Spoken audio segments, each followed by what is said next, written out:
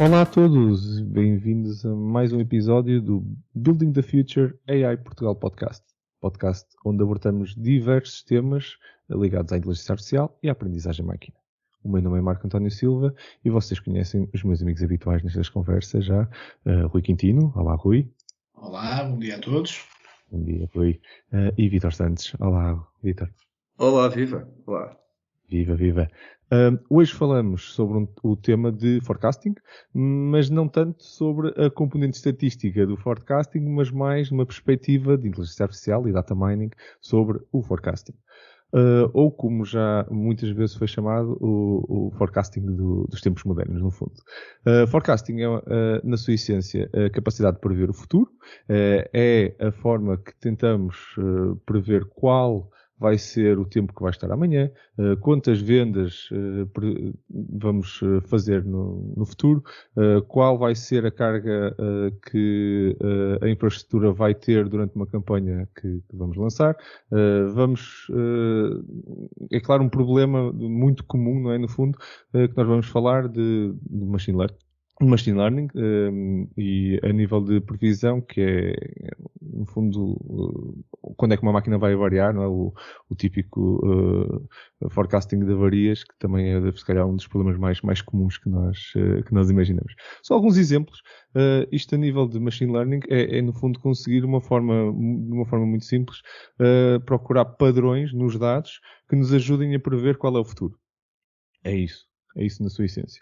Mas esse futuro não tem necessariamente de ser condicionado pelo passado e determinado um dado grau de confiança, no fundo. E é aí que a magia acontece. É sem dúvida uma forma de aplicar inteligência artificial que foi muito globalizada hoje em dia e tem tido muita visibilidade. Esta é uma capacidade que, se pensarmos bem, já existia na estatística, sem AI, sem essa capacidade muito pura do AI, e mais são mesmo sondagens, a meteorologia já fazia isto há muito tempo com ciência, até vamos falar, se calhar, dos historiadores, se nós quisermos, no passado também já fazem isto, a traçar paralelos do passado para o futuro, não é? E tentar conhecer muito bem o passado. É, no fundo, isto que o Machine Learning faz, mas de uma forma mais automática. Vamos então embarcar nesta conversa sobre forecasting e quanto disto é inteligência artificial, onde podemos beneficiar desta abordagem, desmistificar se calhar alguns dogmas e preconceitos pelo caminho. Acho que vai ser uma conversa muito interessante. Eu se calhar lanço se calhar a primeira pedra, e já nesta introdução já falei sobre isso, que se calhar é tentar lançar aqui a discussão sobre o que é que... Quanto disto é estatístico, quanto disto é que é machine learning ou inteligência artificial. Porque eu vou lançar, se calhar, na minha opinião, o machine learning, na sua essência, podia ser, quando levado à sua forma mais simples, um dos diversos mecanismos estatísticos, não é? de descrição de dados. Mas só que quando nós vamos fazer uma análise estatística sobre o passado, tipicamente nós estamos à procura dos padrões e estamos a aplicar nós os métodos e algoritmos e matemática, no fundo, para descrever o passado e encontrar o padrão e depois a partir daí decidir nós qual é o futuro.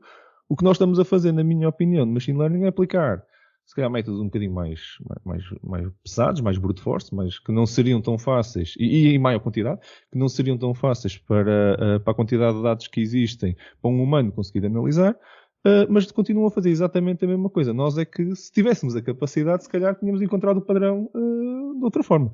Por isso, a magia, dizer que isto não é estatística, quando estamos a usar só machine learning neste tipo de problemas, não é bem magia, é uma questão de capacidade. Mas qual é a tua opinião, Rui?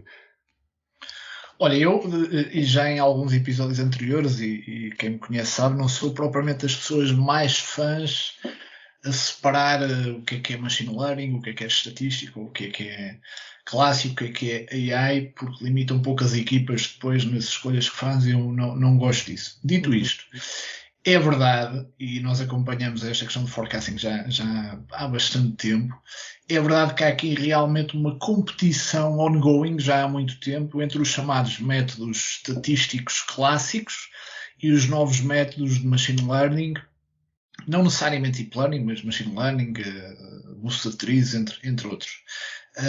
Existem algumas diferenças entre eles. Obviamente que estes métodos de machine learning, por norma, permitem o fit de formas mais flexíveis, têm menos pressupostos também, muitas vezes que os métodos mais clássicos.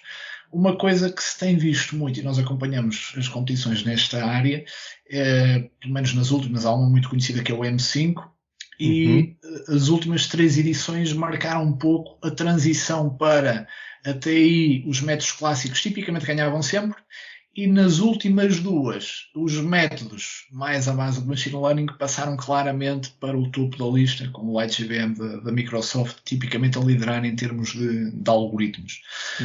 Dito isto, duas curiosidades, é que já no M3, o último foi o M5, a competição, já no M3 houve uma equipa de investigadores portugueses que apontava que no M3 o método estatístico tradicional foi melhor, mas aparentemente era porque eram time series pequenas, porque à medida que vocês aumentavam o volume de dados, o machine learning tendia a melhorar, e isto foi um paper interessante de 3 investigadores portugueses. Mais recentemente, nos insights da última competição, é interessante também, apesar do machine learning ter estado sempre no topo, uma conclusão muito interessante, realmente que diz muito sobre esta área, é que apenas por volta de 7% das equipas que participaram na competição bateram um benchmark, o melhor benchmark, e este é um benchmark que é um one-liner, okay? Portanto, é uma linha de código. Portanto, apenas 7% das equipas bateram um benchmark que era apenas uma linha de código. E, portanto, quando as pessoas, o machine learning efetivamente, tudo bem, parece estar a trazer algum benefício. Agora, tem que saber que podem realmente tirar o melhor e estão a este nível, porque senão podem só estar a complicar o vosso trabalho e a gerar piores resultados. Exatamente, mas é mesmo verdade. Bons exemplos, fantástico. Vítor, e do teu lado, como é que tu vês este tema? Olha, eu acho que esta ideia de prever o futuro sempre é uma ideia atrativa. Eu até acho que a pena não conseguimos prever, por exemplo, o Euromilhões, não é? Exatamente. Mas, por outro lado, se conseguisse prever o Euromilhões também, depois todos ganharíamos. Portanto, o prémio também seria desinteressante. Mas, enfim.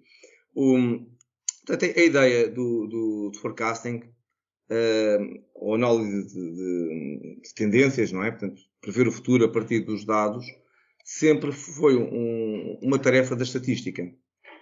Ou melhor, é tradicionalmente uma ideia da estatística. Portanto, há várias aproximações estatísticas. Portanto, as mais conhecidas são os métodos de séries temporais, não é? E em particular o ARIMA, não é? O método, portanto, o ARIMA, ver se me lembro, o modelo autorregressivo integrado, não é? Portanto, com médias deslocantes que deslizam. E, portanto, esse foi o método clássico de prever, de fazer previsão. Portanto, em termos de analisar as flutuações do tempo. Depois, fora disto, outro tipo de métodos, mas também da estatística, portanto, digamos, métodos de gênese econométrica, nomeadamente as análises de regressões, não é? Regressões lineares e múltiplas. E, portanto, estes sempre foram os métodos clássicos de fazer. Agora, o que é interessante? O que é interessante é que, um pouco também graças ao despontar do data mining, e isso desta ideia, não é? Que o data mining, que já falamos aqui, é uma coisa que já é relativamente antiga, mas digamos que foi revisitada agora nestes últimos 20 anos, não é? Começou-se a olhar também para as redes neuronais artificiais como sendo capazes de fazer forecasting. Eu estou aqui a encarar o forecasting, digamos, como uma parte do que nós chamamos a predição, a análise preditiva, não é? Porque, na verdade, a análise preditiva pode servir para muitas outras coisas que para além de meramente a análise de tendências. E porquê usar redes neuronais para prever o futuro? Bom, sobretudo estas redes supervisionadas. Bom, a verdade é que quando eu consigo treinar uma rede neuronal com uma série de pares, pergunta, resposta, pergunta, resposta, pergunta, resposta, a rede aprende, aquele livro para aquele conjunto de treinos. Uhum. E depois, se eu lhe fizer uma pergunta, e essa pergunta pode ser sobre algo que ainda não aconteceu, ela vai-me dar a resposta previsível. Certo. E então, isto torna muito interessante a utilização de redes neuronais. Eu direi que todas as redes neuronais que são da área de padrões, de reconhecimento de padrões, servem para fazer isto, mais as SVMs. Para os nossos ouvintes que não o SVM, desculpem lá os acrónimos, esta aqui. Exatamente, Support Vector Machine, portanto, para divisores lineares, não é? Portanto, qualquer rede, inclusive redes de Deep Learning, portanto, eu posso perfeitamente usar uma rede de Deep Learning, de reconhecimento de padrões, e aqui enquadram-se uma grande quantidade de redes de Deep Learning. Yep. Só para dar um exemplo, talvez das mais conhecidas, não é? As CNNs, não é? Sim, Convolutional Neural Networks. Por exemplo, não é? Mas isto, de facto, tornou esta ideia de utilizar a inteligência artificial para fazer previsão, o tal forecast tornou-se de facto uma coisa muito atrativa. Eu só queria aqui dizer duas coisas, só para terminar aqui em relação a isto. Bom, o forecasting, digamos, estamos a ver a tendência que vai acontecer no futuro. Mas, na verdade, no que respeita a estas redes neuronais, nós também podemos utilizá-las para fazer outro tipo de previsão. Nomeadamente, previsão em termos de classificação de um determinado entrada no conjunto. Não precisamos apenas de fazer previsão digamos, do futuro. E depois, eu também queria dizer que há um problema aqui que também se revela aqui ou pode-se revelar aqui nestas redes neuronais, que é o problema que já falámos aqui muitas vezes da obscuridade, não é? É que eu faço uma previsão, não é, do futuro, mas é uma previsão opaca, não é? Certo. Ao contrário de outros métodos, não é? Como estamos aqui a falar, e que são métodos de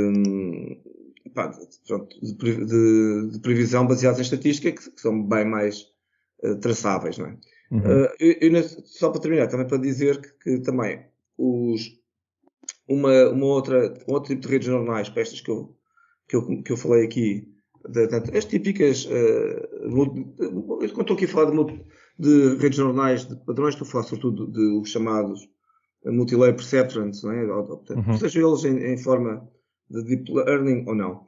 Mas também uma coisa interessante são as GMDH, os Group Method Handlings, que é também um tipo de redes neuronais muito utilizada para predição. Sim, são excelentes exemplos e tu abriste aqui vários pontos. Eu vou pegar nos e vou já passar ao Rui também para comentares.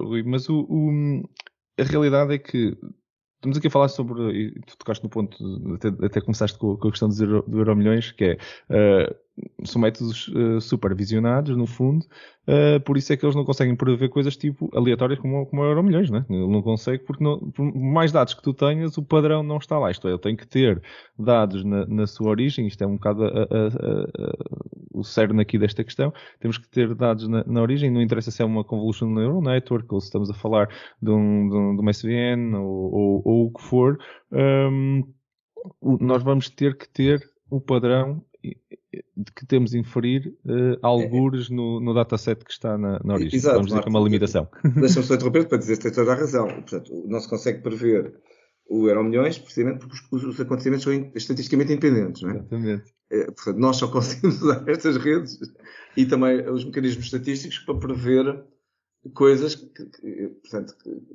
não sejam estatisticamente independentes. Né? Então, obviamente que eu estava aqui a mandar uma boca a brincar. Claro, exato, é mesmo isso. E tu começaste exatamente por esse ponto e estou a pegar nele, que é, isto não é magia. No fundo, não é? Quer dizer, desmistificar se calhar isto não é magia. O facto de nós humanos não conseguirmos entender o que está lá nos dados, ele tem que estar. Nós temos que ter algum cuidado nessa componente. Isso é num ponto. E o outro, falaste muito bem do ponto do labeling, que no fundo é tentarmos não só prever o que está ali, mas tentar classificar, que também é um tipo de previsão. De vez em quando nós fazemos isto, não do ponto de vista de forecast do que é que vai acontecer amanhã, mas de vez em quando tentar entender uma imagem que nós ainda não virmos. E o problema é exatamente o mesmo. Para a máquina, não existe amanhã, nem sequer existe tempo, no fundo, não é? Quer dizer, a não ser que estejamos a olhar para uma série temporal onde existe um padrão, faz parte, não é? Faz parte, o período e a frequência do evento faz parte dos parâmetros que o algoritmo está a olhar, e mesmo isso não podemos dizer que existe bem um tempo. Existe uma sequência, vamos dizer assim, de acontecimentos, mas ele não quer saber do tempo.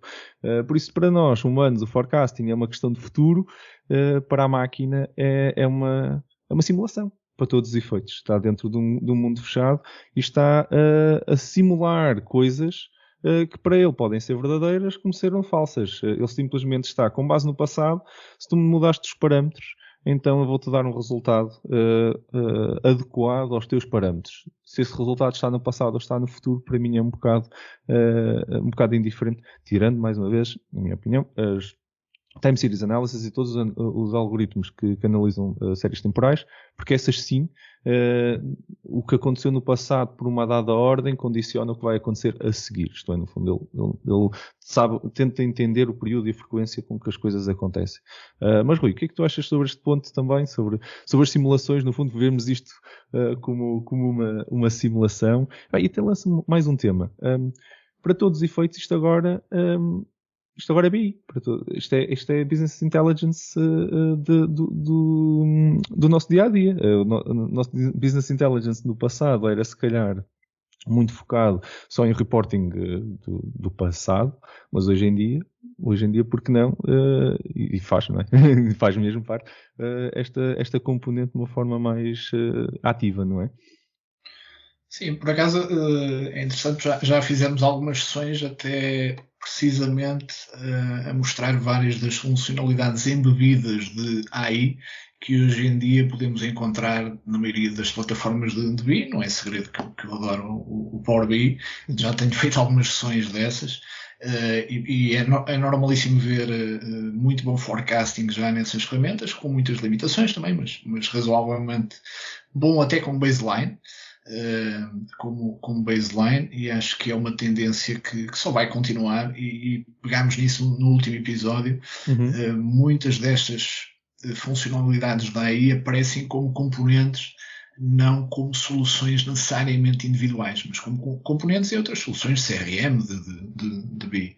Eu ia só pegar no ponto do Deep Learning, duas notas que eu acho particularmente interessantes.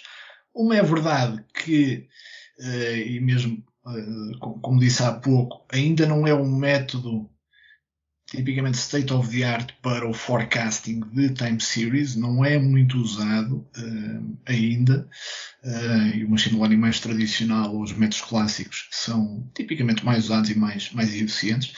Há aqui uma área que eu ainda não vi muito explorada, e se alguém que esteja a ouvir o podcast tiver alguma informação relacionada, por favor, partilhe e envie. E uma coisa, tanto trabalhar com forecasting que eu tenho sentido dificuldade ou pena, é quando é que nós vamos conseguir desbloquear o transfer learning, tal como desbloqueámos para a visão por computador e tal como desbloqueámos para o texto nos últimos anos, desbloquear para o forecasting. No sentido em que eu pego numa rede já treinada, que já viu milhões e milhões de time series e já não precisa de começar do zero, já percebeu que há aqui padrões sazonais, que há aqui questões relacionadas com determinados feriados, porque o que é que está a acontecer na maioria dos casos, que eu conheço, é que nós estamos a treinar, seja métodos clássicos ou machine learning, do zero. Estamos todos a refazer as mesmas coisas, quando há claramente algum conhecimento nosso humano. Quando olhamos para determinados gráficos, aqui na vertente BI, eu costumo dizer, às vezes eu acho que sinto que passamos a maior parte do tempo a ensinar estes modelos a fazer o que nós fazemos intuitivamente, apenas com um lápis e papel a fazer um forecast, que é olhar para os últimos anos, perceber aqui é sazonal, aqui há um feriado. Olha, eu acho que o trend e a componente sazonal vai ser mais ou menos assim. O algoritmo depois pode afinar, mas visualmente, eu costumo bater muito nesta tecla. Se não faz sentido para mim, tem que ter muito bom fundamento. E aí, na vertente da black box, não pode ser uma black box. Eu tenho que perceber, não. Se ele me está a dizer isto, eu tenho que saber o porquê. Mas há potencial realmente na vertente deep learning mais para desencravar o transfer learning para a vertente forecasting, que seria, acho eu, um breakthrough interessante nesta área. Não começarmos do zero. Olha, já tenho aqui uma rede que já sabe fazer algum forecasting determinados alguns pressupostos. Era uma área interessante. Na vertente da simulação, eu acho que é muito interessante, mas leva depois a outro problema que eu acho que é dos problemas mais interessantes de forecasting, que é forecasting para quê? E as vertentes de simulação podem ser muito interessantes porque o forecast é muitas vezes um input para uma simulação aí sim de várias decisões que tenhamos de tomar. Qual dos produtos é que devemos comprar, em quantidade, em que data. O forecast de procura, por exemplo, é muitas vezes apenas um dos inputs. Depois tem que haver uma camada de simulação de decisões em cima disso que nos vai apresentar, olha, as decisões que eu te aconselho, baseado no forecast e nesta simulação vasta que eu executei, é que tu compres X quantidade deste produto, mais X quantidade deste produto, na data X e na data Y. E a vertente de simulação acho que tem muito interesse, se calhar ainda não é mainstream. Tipo. Sim, e eu acho que tu tocaste aqui também no ponto do transfer learning, acho que é mesmo um ponto essencial para isto dar outro salto. Este tipo de algoritmos nessa área. E até digo mais, eu acho que nós estamos a começar a chegar perto disso porque eu começo a ver as componentes mais, vamos dizer, reutilizáveis a começar a aparecer, não é? Que também costuma ser um bom acelerador para alguém encontrar, olha, já estamos aqui, já automatizamos o processo de ingestão de dados, vocês mandam para cá uma time series e ao fim de 15 dias de dados eu já consigo encontrar o padrão semanal, ou se for ao segundo, ao fim de um par de horas eu já consigo encontrar o que é que está a acontecer. Mas é como tu dizes, e bem, ainda está lá longe de encontrar, olha, tu ainda não viste, não entendeste que não cruzaste dados, por exemplo, porque são séries temporais, coisas genéricas, por exemplo, o que é que são feriados? Há conceitos que faltam e que não é uma questão de ensinar, são hard-coded, no fundo. Seja um dip ou seja um spike, não é? Seja um corte ou seja uma grande afluência, o trânsito na cidade cai todos os feriados e fins de semana, e depois se calhar o tráfego de luz e de internet em casa cresce à noite e ao fim de semana inversamente proporcional àquilo, não é? Há um conjunto de coisas que fazem parte do contexto do problema que têm a ver com sazonalidade e que se calhar é verdade. Está aí a dica. Nesse sentido, reutilizar, não é? Isso às vezes que nós temos quase começar do zero a ensinar o que é o Natal e o final do ano. E por outro lado, temos coisas como o Covid que foram completamente e baralharam completamente tudo o que seja algoritmo de forecasting. Obrigou aí a uma remodelação. É um grande ponto. Eu queria só aqui pegar um bocadinho o que estavas a dizer, Marco, sobre precisamente esta questão dos períodos temporais. Portanto, o mesmo fenómeno tem comportamentos durante o ano. Vou dar um exemplo: consumo de energia durante o mês e durante o dia. E, portanto, a ideia do período temporal em que tu estás a estudar o fenómeno conta. Portanto, por isso é que muitas vezes nós dizemos que primeiro tens que compreender os dados. Tens que compreendê-los. O que é que estamos a falar? Porque depois a análise, conforme, e depois precisas também de ter os dados, já agora, não é? Portanto, se estamos a falar de fazer uma análise do ano, ou se quisermos fazer análise de vários anos, que é outro período de uma década, por exemplo, tens de ter esses dados disponíveis. Mas eu queria aqui observar que concordo totalmente com isso. Portanto, tem que se perceber muito bem qual é o período e o fenómeno que se está a estudar para perceber precisamente o comportamento. Exato. Outra coisa interessante são os picos. E como é que se reage? Portanto, uma coisa é, digamos, o longo prazo, não é? Portanto, poderias dizer o comportamento normal. Outra coisa é o que tu fazes quando tens uma coisa que sai fora do normal. Uhum. E como é que tu reages a esse fenómeno fora do normal. E, curiosamente, não tem a ver com o tema de hoje, Mas tu em relação ao tratamento de picos, tu podes também fazer, podes ter sistemas automáticos, podes fazer coisas. Sim, os thresholds no fundo. Tu podes ter um threshold, podes fazer coisas, tipicamente uma das coisas que podes fazer é usar sistemas neurodinâmicos, por exemplo, também baseados em redes neuronais. Por exemplo, estou-me a referir a uma família muito particular, que é a família do Reinforcement Learning. Mas enfim, estou-me aqui a desviar do nosso tema. mas portanto, tu podes tratar um pico, a exceção como uma exceção e até autorregulá-la de forma automática. Portanto, recalibrando. Imagina que estamos a falar de energia. Tens um pico de consumo e tu podes automaticamente tratar esse pico de consumo recalibrando. Exatamente. Em termos dos postos de distribuição, não é? Por exemplo.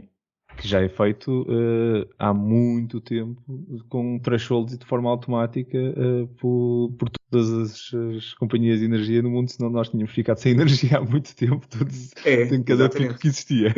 Portanto, uma coisa, estes dois fenómenos vivem, portanto, uma coisa é tu vês qual é a tendência, não é? Exatamente. E fazer forecasting, se calhar vamos imaginar que a tendência é as pessoas, sei lá, consumirem mais, digo eu, não sei, mais energia no inverno do que se calhar no verão, porque se calhar ligam os aquecedores e por aí fora, não é? Se calhar estão mais tempo em casa. Mas se calhar há um dia qualquer que tu podes calibrar a tua distribuição de energia de acordo com isto, mas se calhar há um dia qualquer que de repente o pessoal ficou em casa porque houve porque houve uma pandemia e o pessoal ficou impedido de sair no pico do verão, então de repente toda a gente precisou consumir. E como é que tu reajustas o sistema automaticamente? É outra conversa, não é? Evidente. Mas é um bom ponto e assim,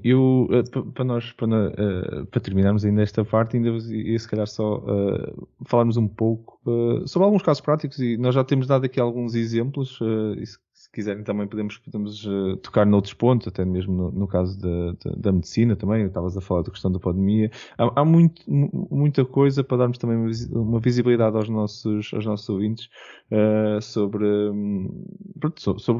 onde é que isto realmente está a ser aplicado e onde é que é realmente útil. Porque nós também falamos um bocadinho que isto nos ajuda muito, apesar de ser um bocado uma coisa brute force, a realidade é que tem muita utilidade, até mesmo para quem não tem um background estatístico, para usar. Eu só queria pôr mais um ponto ainda, que me tinha esquecido.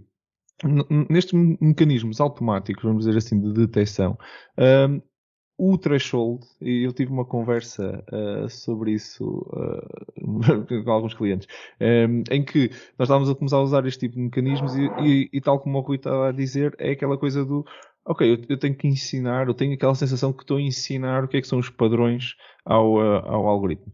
De vez em quando, para quem nos está a ouvir, não vale a pena fazerem machine learning para detectar certos padrões, porque vocês já sabem um threshold. E para este tipo de algoritmos de time series analysis, um threshold ajuda muito, ajuda imenso. Não preciso estar 100% confiante na máquina e no erro da máquina, quando sei que a partir de 80% de utilização de qualquer coisa, de uma métrica qualquer, é um problema. Não vale a pena deixar que aquilo passe. Porque se a máquina daquela vez achar que aquilo foi normal, continua a ser um problema, mesmo que seja um problema normal, acontece todos os dias ao fim de semana.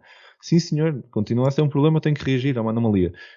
Por isso, não tenham esse purismo, que é mesmo um purismo. Eu cheguei à altura de pensar, tu tens uma conversa purista, não é? Quer dizer, o algoritmo devia ser, este aqui são aqueles fáceis, o algoritmo devia aprender. Para isso não precisam de algoritmo, malta.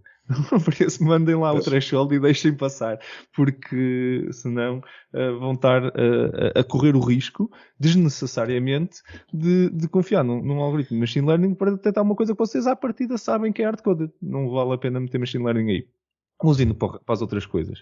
E um caso prático disto são estes cenários de detecção de anomalia, passando para a questão dos casos práticos, detecção de anomalia, onde eu tenho visto um crescente uso de Time Series Analysis para a detecção de anomalias em infraestrutura. Hoje em dia, e tenho falado muito nisto, a infraestrutura física de máquinas que estão a prestar serviços, aplicações e tudo mais.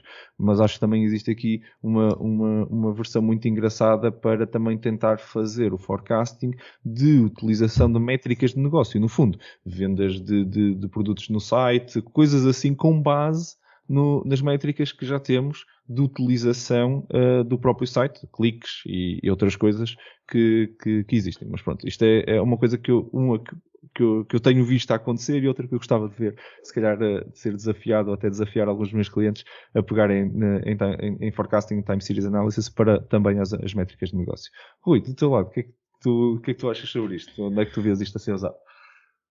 Olha, essa vertente do forecast e da anomaly detection, obviamente que estão muito relacionadas.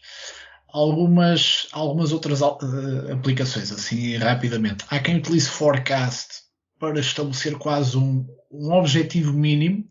Por exemplo, quando se planeia o próximo ano, tem o forecast orgânico, ou seja, normalmente iria acontecer isto, portanto, nós temos que ir acima disto. Por exemplo, é um dos cenários usados. Obviamente, na área da logística, é muito importante ter esta noção de forecast, embora muitas vezes não chegue. O forecast é apenas um dos inputs, novamente bato nessa tecla. Outra área, na área de marketing, por exemplo, querem avaliar o impacto de determinadas intervenções.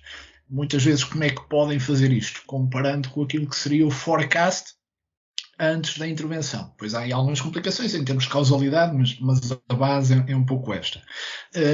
Ajustar a capacidade, não é? Por exemplo, linhas de atendimento, se nós prevemos ajustar na prática os agentes que nós temos disponíveis para responder à procura,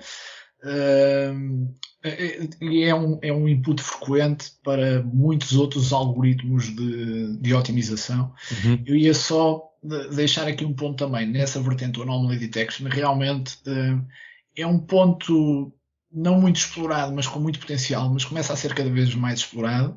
E nós já temos trocado algumas notas sobre isso. Vi recentemente uma passagem muito interessante, um livro de forecasting, e vou recuperar aqui muito rapidamente. Mas basicamente a ideia é que nós fazemos forecast porque nós não conseguimos muitas vezes reagir de forma rápida o suficiente. E o autor diz aqui, se vocês puderem escolher entre forecast ou conseguir melhorar a vossa capacidade de reação, não tenham dúvidas e melhorem a vossa capacidade de reação. Isto na vertente de Anomaly Detection realmente diz muito, e por isso é que, por exemplo, coisas como o BI têm tanto impacto. Porque se vocês conseguem, às vezes, antecipar a informação e detectar alguma coisa que está a acontecer, mas muito mais cedo, isso tem um valor brutal. Portanto, não precisamos logo saltar para o forecasting. Uhum. Verdade. Vítor, do teu lado, o que é que tu vês, como é que tu vês isto assim, de um ponto de vista mais prático a ter vantagens? Bom, eu ia aqui falar aqui portanto, eu acho que tenta-se fazer aqui uma distinção subtil entre forecasting e predição. Portanto, quando nós falamos de forecasting, estamos de facto a falar de tendências, estamos como estava a dizer o Rui, estamos a falar de tentar prever as vendas que vamos ter no próximo semestre. E isto, de facto, é extremamente útil, é mesmo um instrumento de trabalho para as empresas, nomeadamente para a parte de vendas e de custos. Portanto, a ideia do forecast, por exemplo, está muito ligada aos orçamentos, não é? Portanto, e isto tem por detrás sempre um raciocínio, mas também há a função que não é que se faz forecast, porque aquilo não é totalmente determinístico. Porque mal se passa para um modelo matemático que seja explicativo do que vai acontecer, imediatamente se abandona o forecasting. Um exemplo disso é a meteorologia, precisamente. Portanto, a meteorologia neste momento não é, na sua maioria, feita por forecast. Não é? Portanto, tem uma precisão extraordinária. Porquê? Porque tipicamente por trás tem modelos matemáticos determinísticos que vieram substituir os métodos, digamos, de forecasting, não é? De previsão. E é por isso, não sei se vocês notaram isso, mas se calhar pelo menos os nossos ouvintes mais novos não terão notado, mas eu, enquanto lá menos novo, notei muito a evolução da qualidade da previsão meteorológica. Antigamente, quando o forecasting meteorológico dizia que ia chover, basicamente o pessoal saía de t-shirt, porque estava a pensar que bom, eles de certeza que vão se enganar, não é? Hoje em dia, nós não temos isso, não é? Porque hoje em dia, quando diz que vai chover a partir das X horas, não sei onde, chove mesmo. E nós habituámos, há uns anos para cá, a confiar na previsão meteorológica. E porquê? Bom, essencialmente porque já não é uma previsão.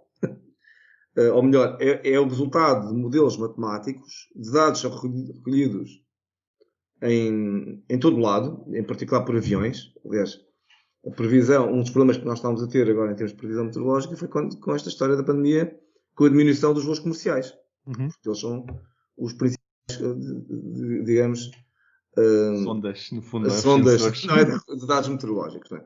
Portanto, eu acho que o forecast é um instrumento muito útil para as empresas, tem N aplicações práticas e, de facto, insere-se dentro do que nós temos de dizer que serão os algoritmos preditivos. Não é? Portanto, isto, na verdade, um forecast é uma predição. Contudo, fora o forecast, se formos pensar em predição, em predicção do futuro, temos outro tipo de coisas. Não é? E há exemplos muito conhecidos, não é? Alguns até são quase, sei lá, emblemáticos, não é? Como aqueles famosos artigos daquela que existe, por exemplo, da polícia de Charlottesville, que faz previsão de crimes nas zonas das cidades e coloca lá as patrulhas antes dos bandidos saberem que vão fazer um crime, não é? Portanto, e um exemplo, aliás, até estou tentado a mandar este link para ver se fica colocado no site aqui do nosso podcast. Portanto, há coisas muito interessantes que tem, ou outro exemplo muito conhecido, não é?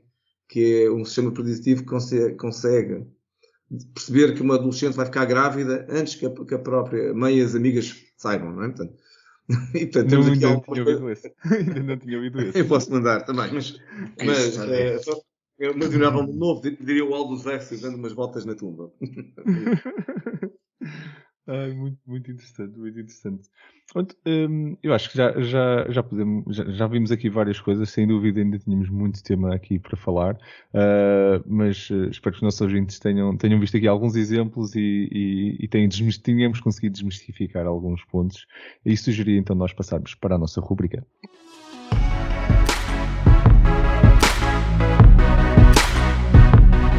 E bem-vindos então à nossa rúbrica AI News. Segmento que já faz parte dos nossos episódios e que cada um de nós então vos traz uma notícia. São 3 notícias que nós sentimos que foram relevantes e que surgiram aqui perto da altura deste episódio.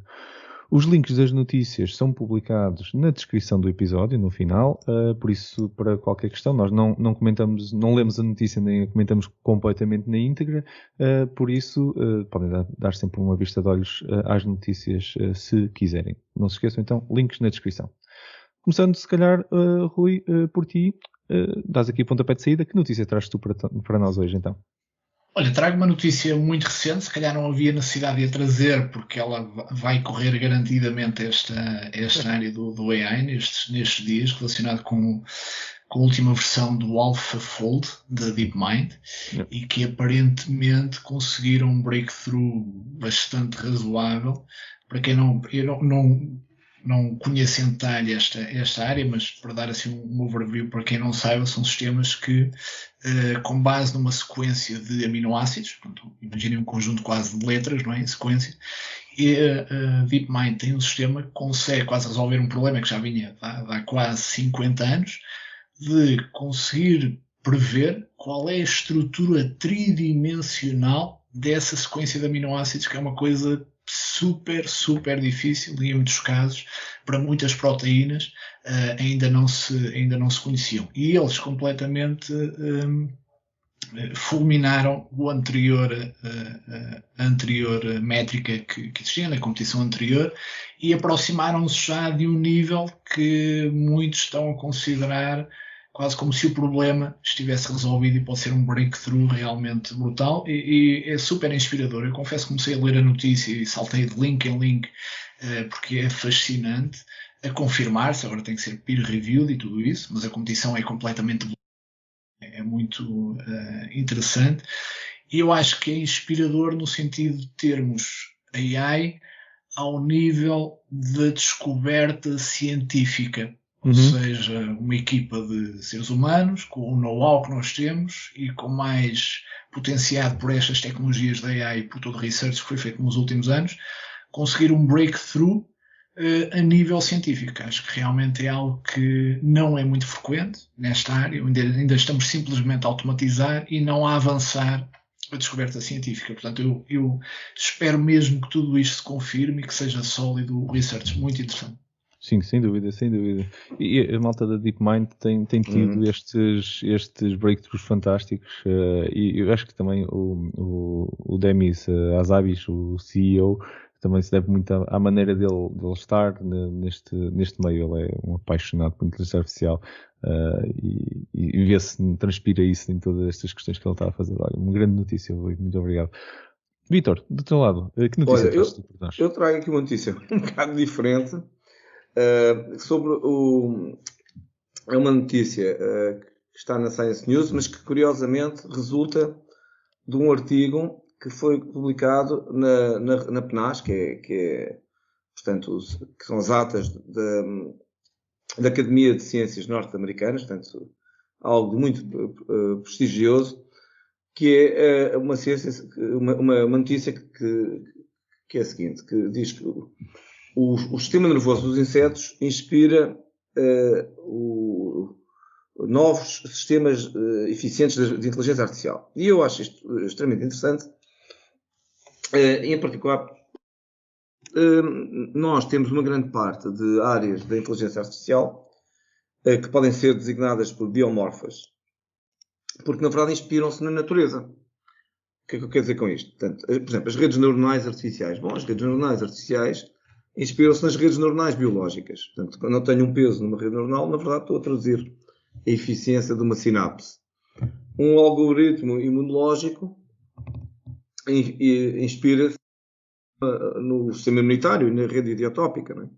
O algoritmo genético inspira-se na própria neuroorganismo e na genética e nos crossovers e nos operadores de mutação que existem na natureza. Bom, então sempre esta ideia da inteligência artificial, esta ideia de criar sistemas inteligentes sempre teve uma inspiração na natureza, em particular nos animais. Porquê? Porque os animais, a ideia é que se eu estou a copiar sistemas biológicos de animais inteligentes, então provavelmente estes sistemas artificiais também conseguem exibir as mesmas características inteligentes. E, portanto, isto sempre foi assim. O que é interessante aqui nesta notícia é que, no fundo, ao se criar, ao haver uma inspiração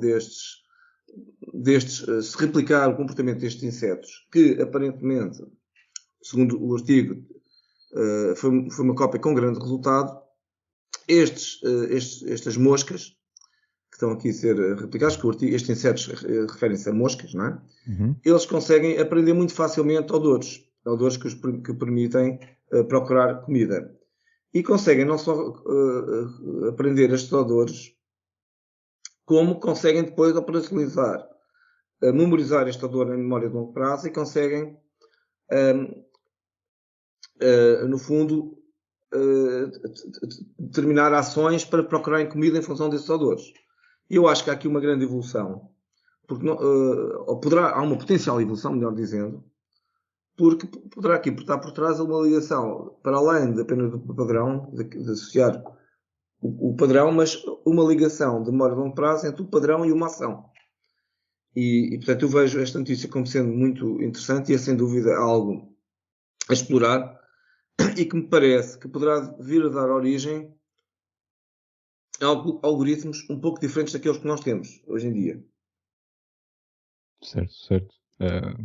Eu acho que toda esta componente de mapeamento da componente neuronal, e tu és um fã também desta parte das Deep Neural Networks, e não só, acho que vai ter um futuro interessante para nos próximos tempos. E muito obrigado pela partilha, Vítor. Do meu lado, eu trouxe uma notícia um bocadinho diferente. Foi uma coisa que eu achei engraçada. Uma empresa na Índia chamada iMocha, e que no fundo eles criaram uma plataforma de recrutamento durante esta pandemia. Eles que tem como objetivo, entrevistas técnicas e não técnicas, fazer o skill assessment. Durante uma entrevista, vamos dizer live, não é? Ao vivo, mas que durante a pandemia mudou para o cenário remoto. Eles criaram uma plataforma engraçada e abordaram o problema de uma forma interessante. Para tentar encontrar e prever quem é que está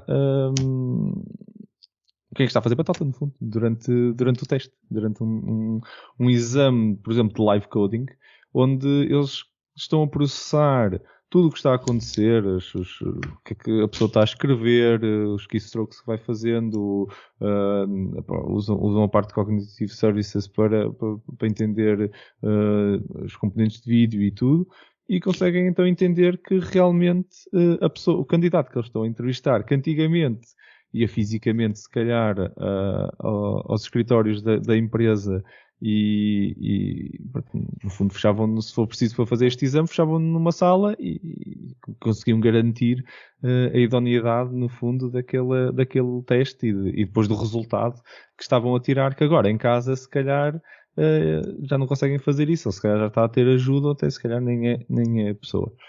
Eles então criaram aqui uma plataforma para fazer esses testes, sejam de código ou não, se bem que o artigo até fala muito sobre, eles estavam a contratar pessoas técnicas e até tinham uma plataforma muito orientada para exames de práticos à volta de código, mas eles próprios dizem que, isto, na realidade, o princípio continua a ser válido para outros tipos de exames não técnicos, melhor, entrevistas não técnicas que tenham um skill exam que tem que ser verificado e verdadeiro.